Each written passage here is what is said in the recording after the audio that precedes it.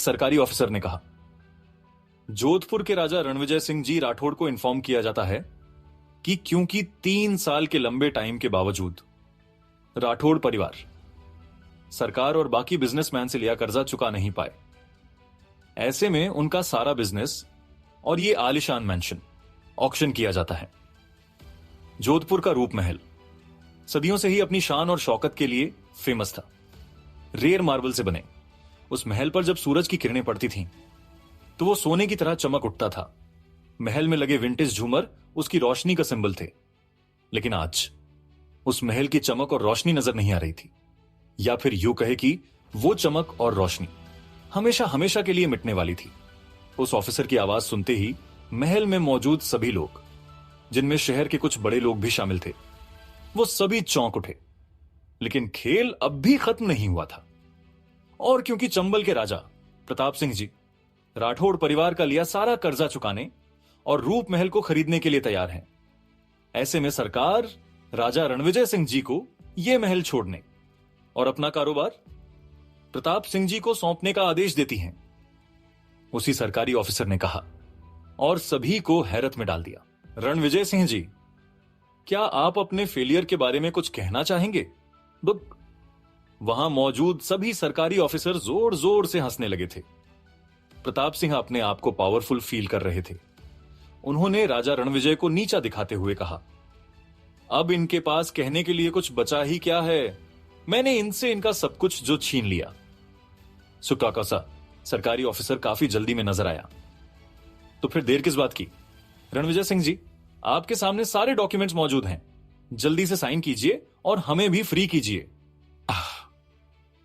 रणविजय सिंह के पास कहने के लिए कुछ नहीं था। वो अपनी हार मान चुके थे। कांपते हाथों से उन्होंने टेबल पर रखा पेन उठाया और उन डॉक्यूमेंट्स पर साइन करने ही वाले थे कि तभी अचानक से एक आवाज सुनाई पड़ी, रुक जाइए। उस आवाज को सुनते ही सबका ध्यान दरवाजे पर गया। दिग्विजय सिंह राठौड़, रणविजय सिंह का बेटा, अपने टीम के साथ महल में एंटर कर चुका था। पापा, आपको यह सब करने की कोई जरूरत नहीं है। दिग्विजय के चेहरे पर भीनी मुस्कान नजर आई। सरकारी ऑफिसर ने हैरान होकर कहा, जरूरत नहीं है दिग्विजय, सरकार ने तुम लोगों को 3 साल इससे पहले कि वो सरकारी ऑफिसर अपनी पूरी बात खत्म कर पाता। दिग्विजय ने कहा, मैं सरकार और बाकी लोगों से लिया सारा कर्जा चुकाने को तैयार हूं, और वो भी 10 मिनट में। इससे पहले लोग कुछ समझ पाते, देखते ही देखते दिग्विजय की टीम सामने आई और एक एक करते हुए सभी ने उन सरकारी ऑफिसर्स के सामने क्रिप्टो करेंसी से पेमेंट करके सारा कर्जा चुका दिया। महल का मौसम पूरी तरह से बदल चुका था और प्रताप सिंह के साथ साथ उन सरकारी ऑफिसर्स के तोते उड़ गए थे। दिग्विजय, राठौड़ परिवार का अकाउंटेंट परीक्षित सामने आया और उसने दिग्विजय को गले लगा लिया। परीक्षित रणविजय सिंह से भी कहीं गुना ज्यादा खुश नजर आ रहा था। दिग्विजय ने एक्सप्लेन करते हुए कहा, पापा, ये सभी हमारे नए इन्वेस्टर्स हैं। ये न सिर्फ हमारा डेट क्लियर करेंगे, बल्कि हमारे नए हाईटेक एआई बिजनेस पर भी पैसा लगाने को तैयार हैं। हमसे हमारी विरासत अब कोई नहीं छीन सकता। पलक झपकते ही दिग्विजय ने यह जंग जीत ली थी। रणविजय सिंह के चेहरे पर भी अब एक स्माइल खिल उठी थी। वो ऑफिसर्स इन्वेस्टर्स के साथ सारा प्रोसेस खत्म करके वहां से निकल गए। प्रताप सिंह भी मुंह छुपाते हुए वहां से जा चुका था और रूप महल एक बार फिर से चमक उठा था। दिग्विजय जिंदाबाद के नारे लगे और रात वहीं थम गई। देखते ही देखते 1 साल बीत गया। राठौड़ परिवार का कारोबार जो घुटने टेक चुका था, वो आज आसमान छू रहा था और इसके पीछे सिर्फ और सिर्फ दिग्विजय का हाथ था। आज रूप महल किसी नई दुल्हन की तरह सजा हुआ था। आज दिग्विजय के लिए एक बहुत बड़ा दिन था, क्योंकि महाराजा रणविजय सिंह जोधपुर का नया राजा अनाउंस करने वाले थे। अभी दिग्विजय सेरेमनी के लिए तैयार हो ही रहा था कि तभी अचानक से दरवाजे पर खटपट हुई। एक औरत की आवाज सुनाई पड़ी, दिग्विजय, तुम तैयार हुए या नहीं? मॉम।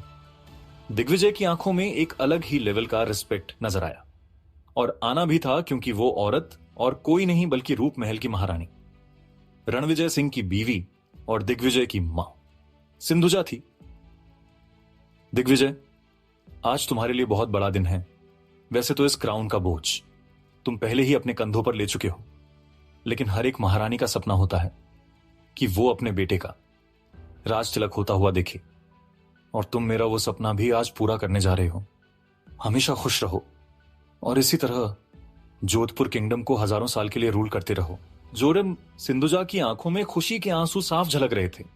अभी मां बेटे के बीच बातें हो ही रही थी कि तभी अचानक से रणविजय सिंह का मैनेजर भागता हुआ आया और बोला, महारानी सा, कुंवर सा, जल्दी चलिए, राज तिलक की रस्म शुरू होने वाली है और हुक्म आप दोनों का इंतजार कर रहे हैं। शी, रानी सिंधुजा ने गुस्से में कहा। इंतजार कर रहे हैं? क्यों? क्या वो हमें लेने नहीं आ रहे? आज इस महल और इस परिवार के लिए इतना बड़ा पल है। दिग्विजय ने अपनी मेहनत से इस राजघराने को फिर से खड़ा किया है। इस ग्रैंड दिन पर उन्हें अपने बेटे के साथ एंट्री करनी चाहिए, और वो है कि क्या को? अचानक से सिंधुजा को एहसास हुआ कि एक पराये इंसान के सामने अपने पति की बुराई करना अच्छी बात नहीं है। ऐसे में तुरंत ही सिंधुजा ने अपनी जबान पर काबू पाया और बोली, तुम चलो, हम आते हैं। दिग्विजय ने रानी को संभालते हुए कहा, मॉम, आज के दिन मैं आपके चेहरे पर गुस्सा नहीं, बस खुशी देखना चाहता हूं। हो सकता है पापा सेरेमोनी के प्रोसेस में बिजी हो, आप शांत रहिए और चलिए अपने बेटे का राज तिलक देखिए। भीनी मुस्कान के साथ सिंधुजा ने अपना सर हिलाया और अपने बेटे का हाथ थामकर सेरेमोनी रूम की ओर बढ़ चली। तो वहीं दूसरी तरफ महल के प्रेसिडेंशियल स्वीट में राठौड़ परिवार का अकाउंटेंट परीक्षित एक रॉयल औरत के साथ स्विमिंग पूल में रोमांस का चैप्टर खोल के बैठा था। उस औरत की आंखों में आंखें डालते हुए परीक्षित बोला, जाने मन, तुमने इस भूखे शेर को जगाया है, अब तो मैं तुम्हें कच्चा खा जाऊंगा। स्टी, वो रॉयल औरत भी रोमांस के चैप्टर में कच्ची नहीं थी। यह शेर तो हमेशा भूखा ही रहता है। पता नहीं कितने सालों से मैं इस शेर का खाना बन रही हूं। हालांकि इससे पहले की परीक्षित कोई नई शरारत करता। अचानक से उसका फोन बजा। हां, सारी तैयारियां हो गई हैं। अच्छा ठीक है, मैं आ रहा हूं। कॉल कट करते ही परीक्षित पूल से बाहर आया और कपड़े पहनने लगा। हालांकि वो औरत अभी भी पूल में परीक्षित का इंतजार कर रही थी। परीक्षित ने उस औरत से कहा, तुम मुझे ऐसे क्यों देख रही हो? चलो बाहर आओ और जल्दी से तैयार हो, सेरेमोनी शुरू होने वाली है। उस औरत के चेहरे पर भयंकर गुस्सा साफ नजर आ रहा था। मुझे उस सेरेमोनी में कोई इंटरेस्ट नहीं है।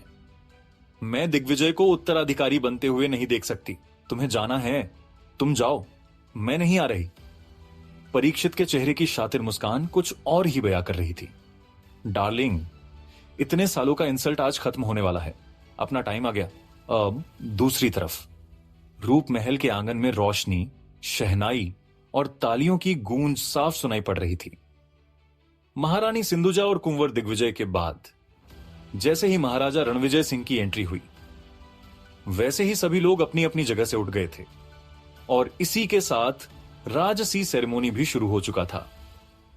बैठिए बैठिए, मैं आप सभी लोगों का इस समारोह में पार्टिसिपेट करने के लिए तहे दिल से स्वागत करता हूं। पैल, रणविजय सिंह के चेहरे पर बड़ी मुस्कान नजर आई। उन्होंने आगे कहा, तो बात कुछ ऐसी है कि मैं अब बूढ़ा हो रहा हूं और ना ही मेरे दिमाग और शरीर में अब पहले जैसी तेजी रही है। तो ऐसे में क्या किया जाए? रणविजय सिंह की बात सुनकर वहां मौजूद सभी के चेहरे पर मुस्कान आ गई थी। जी हां, अब समय आ गया है जोधपुर का अगला राजा चुनने का। स्विस। अचानक से राजा जी का अंदाज कुछ बदल गया था, लेकिन इसे कोई भांप नहीं पाया।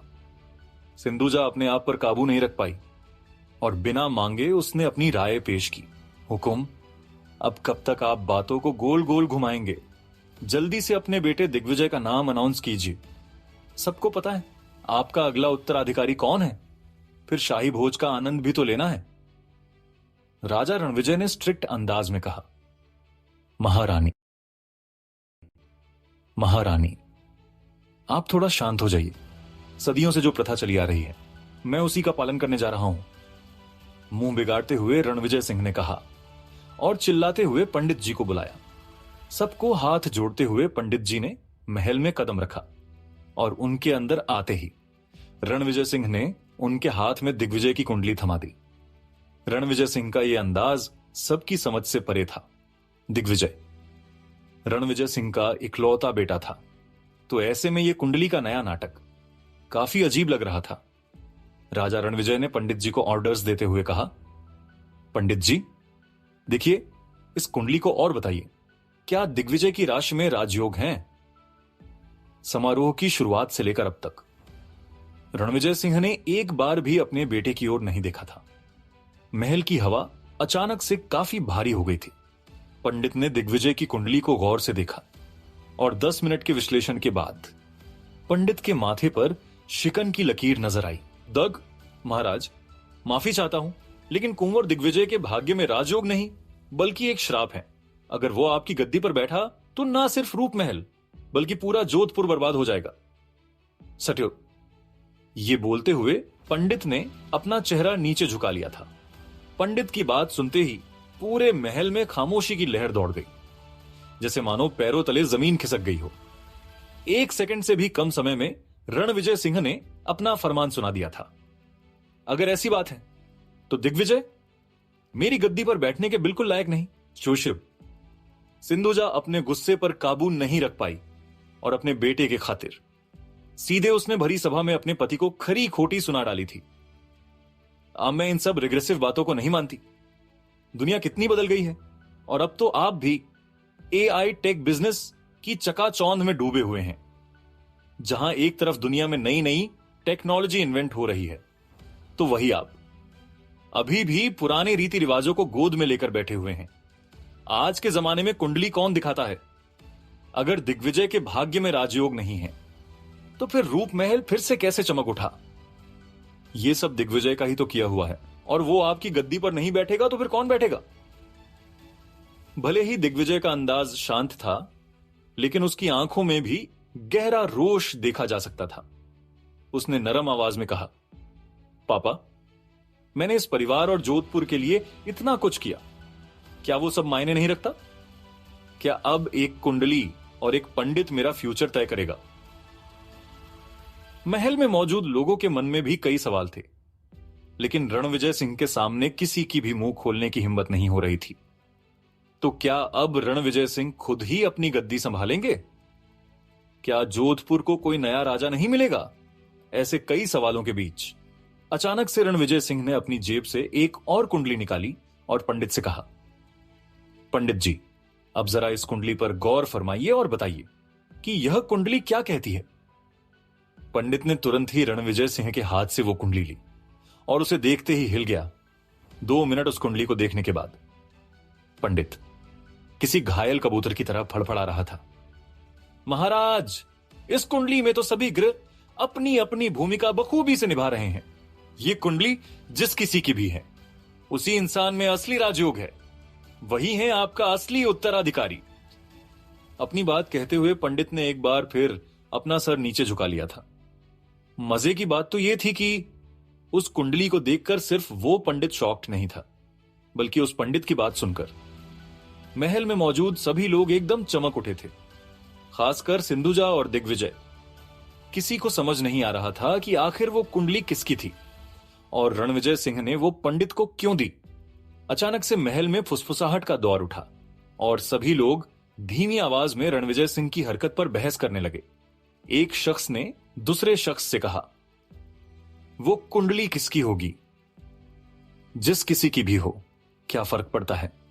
भला कुंवर दिग्विजय के अलावा कोई और रूप महल की गद्दी पर कैसे बैठ सकता है?